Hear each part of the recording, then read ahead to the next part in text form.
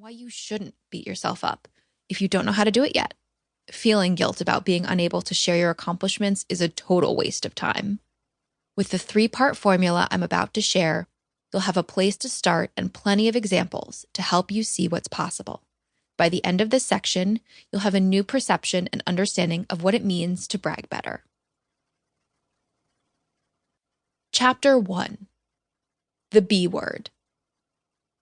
A few years ago, a thoughtful, personable, and talented client came to me wanting to determine why she felt consistently underestimated. Let's call her Nina. Nina was tired of feeling invisible in rooms and being passed over for opportunities she felt she deserved. She did deserve them. It was dead obvious. Like the majority of my clients, she was a member of the qualified quiet, a group of highly competent individuals who are underestimated because they lack a strategy for self-promotion, thinking their work will speak for itself. Well, it does not. Nina was a star. She knew the material backward and forward, in this case politics. She reported on specific demographics and representation. Nina knew her stuff. She had worked harder than most to get a semi-popular newsletter off the ground. She clocked 16 to 18 hours per day, but wasn't taking any of this time to step back and talk about her work, either online or offline. She was stuck in the weeds, and it's easy to get there, analyzing dozens of political races and putting together briefs and research. Like most of the qualified quiet, she was working too hard on the product and not enough on the presentation. When Nina promoted her work, she didn't highlight her credentials and accomplishments, nor did she showcase her witty sense of humor, which made her more engaging than most of the other dry pundits out there.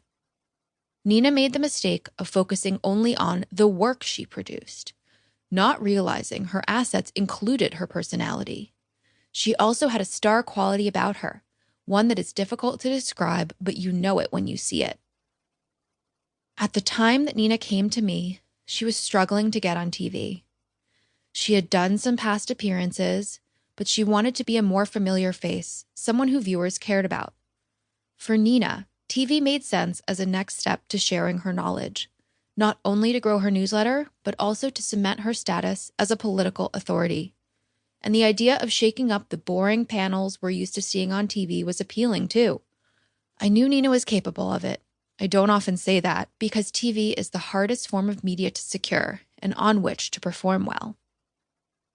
Nina and I had to tell her story and show the world just how exceptional she was in order to elevate her work.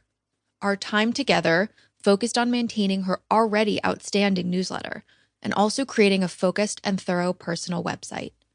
We updated all of Nina's bios to ensure that they were consistent and strong. We got her new headshots. We also worked on boosting her confidence about herself and identifying any limiting beliefs that held her back from sharing freely about her accomplishments.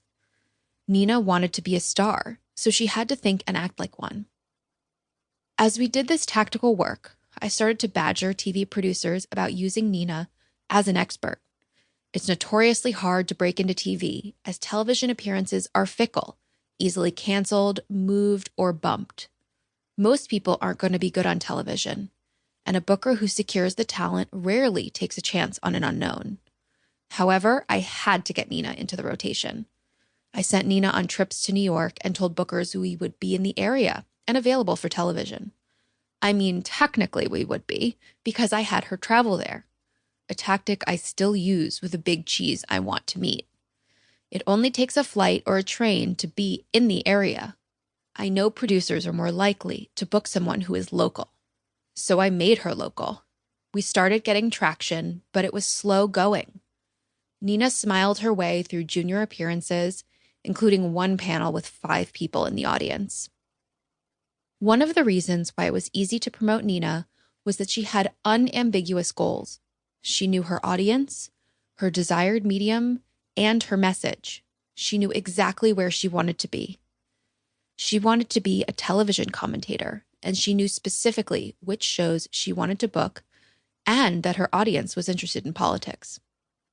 A few months later, Nina got her shot. I will never forget the day that Nina did her first appearance.